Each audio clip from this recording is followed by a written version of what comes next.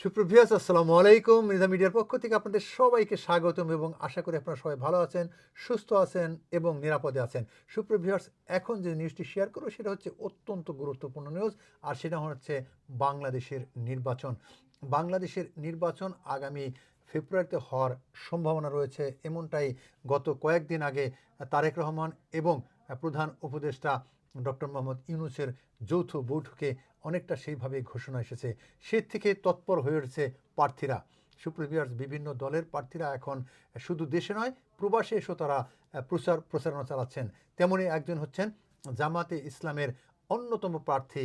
তিনি নির্বাচন করবেন আওয়ামী লীগের ঘাঁটি বলে যে স্থানটি, সেই স্থানে, অর্থাৎ সুনামগঞ্জ ২ আসনের ধীরাই ও সাল্লা উপজেলা নিয়ে যে গঠিত সুনামগঞ্জ ২ আসন, সেই আসনে প্রার্থী হচ্ছেন জামাতে ইসলামের পদপ্রার্থী।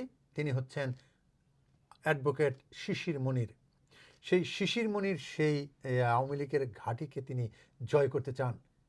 কিভাবে জয় করবেন তার পলিসিগুলি তিনি তুলে ধরছেন। সুপ্রিভিয়ার, গুরুত্বপূর্ণ ব্যক্তিবর্গের সঙ্গে মেলামেশা করার হয়তো সময়ের স্বল্পতার কারণে অনেকের সঙ্গে করতে পারি নাই।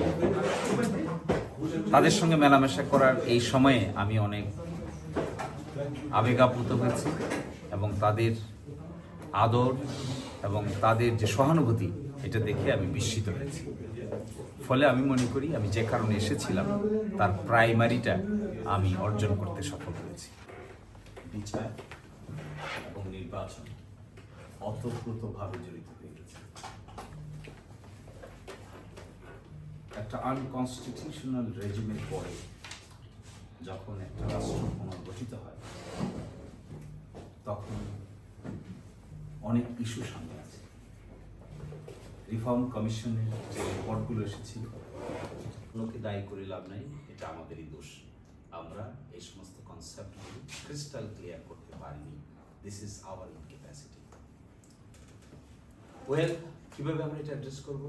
আমরা চেষ্টা করছি এইবার একটা নেইবারহুড মডেল ক্রিয়েট করা। এই নেইবারহুড মডেল হলো আজ থেকে 1400 ইয়ার্স ব্যাক মদিনায় যে সরকার প্রতিষ্ঠিত হয়েছিল, সেখানে দেখবেন সকল দল, মত, বিশ্বাসের লোকেরা অংশগ্রহণ করেছিল। This model is called grammatically neighbourhood model.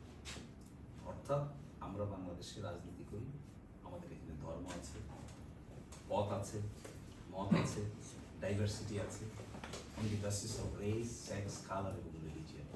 এইবার আমরা চেষ্টা করব সকল ধরনের, সকল মতের, সকল পথের ব্যক্তিবর্গের মধ্যে একটা সম্মিলন ঘটানো যায়।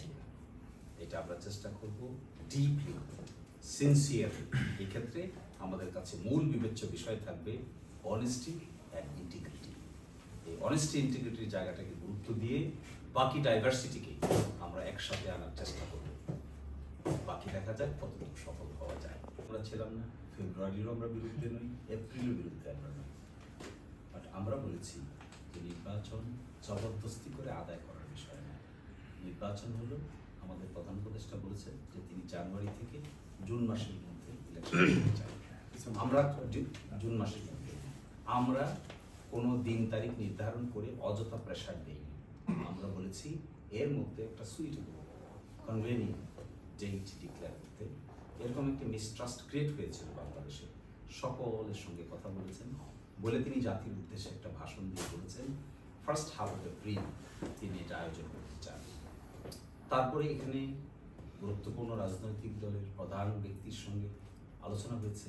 আলোচনাকে আমরা সবসময় ভালো চোখেই দেখি, কিন্তু joint statement with an political party by the government is not traditionally right.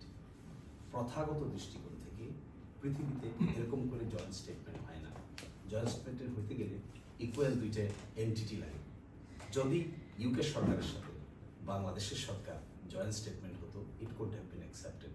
কিন্তু পার্টিকুলার একটা পলিটিক্যাল পার্টির সঙ্গে সরকার যদি জয়েন্ট স্টেটমেন্ট ইস্যু করে, তাহলে আদার পলিটিক্যাল পার্টিজ হ্যাভ সে, তাদের তো কিছু বলার আছে, অন্যান্য স্টেক হোল্ডার তো দেশে আছেন।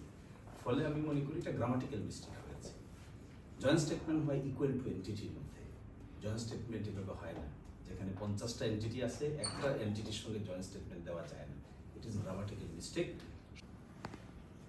কিন্তু বাংলাদেশে আওয়ামী লীগের সঙ্গে সম্পৃক্ত অনেক আছেন, অনেক ভোটার আছেন, তাদের বাংলাদেশের রাজনীতিতে একটা বড় ধরনের স্টেক ছিল। হ্যাঁ, তারা অপরাধের সঙ্গে জড়িত হয়েছেন, বড় একটা অংশ দেশ ছেড়ে চলে গেছেন, কেউ কেউ পৃথিবীর বিভিন্ন জায়গায় অ্যাসাইলামও সিক করেছেন। কিন্তু বাংলাদেশের যে নাগরিকদের মধ্যে যাদের তাদের ব্যাপারে সাপোর্ট ছিল তা তো রয়ে গেছে, তা তো আছে। This is reality. আমরা কখনো রিয়েলিটির বিরুদ্ধে নই, আমরা রিয়েলিটিকে সবসময় এমব্রেস করার পক্ষে। ফলে যারা ভোটার আছেন তারা ভোট কাকে দিবেন তা নির্ভর করবেন কোন দল কি এজেন্ডা পেশ করছে তাদের সামনে। আমরা আমাদের এজেন্ডাগুলো পেশ করার চেষ্টা করব যেখানে নাকি respective of race, sex, colour, religion হয়।